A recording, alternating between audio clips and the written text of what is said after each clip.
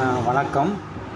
பார்த்திங்கன்னா தொழிலில் தடை இருந்துக்கிட்டே இருக்குது அப்படிங்கிறவங்க நீங்கள் என்ன பண்ணணும் அப்படின்னு பார்த்தீங்கன்னா, 3 நாட்டு வாழைப்பழத்தை வாங்கிக்கிட்டு திங்கட்கிழமை தோறும் உங்கள் அருகில் இருக்கக்கூடிய விநாயகர் கோயிலுக்கு போயிட்டு அந்த 3 நாட்டு வாழைப்பழத்தையும் விநாயகருக்கு வச்சுட்டு விநாயகரை 21 முறை வலம் வந்துட்டு உங்களுடைய கடை அல்லது நிறுவனத்தின் பெயரில் ஒரு அர்ச்சனை பண்ணிவிட்டு வாங்க. இது போல் நீங்கள் தொடர்ந்து ஒரு 11 திங்கட்கிழமை செஞ்சுக்கிட்டே வந்தீங்கன்னா உங்களுடைய தொழிலில் இருக்கக்கூடிய தடைகள் அனைத்தும் படிப்படியாக கொஞ்சம் கொஞ்சமாக நீங்கி உங்கள் தொழில் பார்த்திங்கன்னா சுபிட்சம் அடையும்.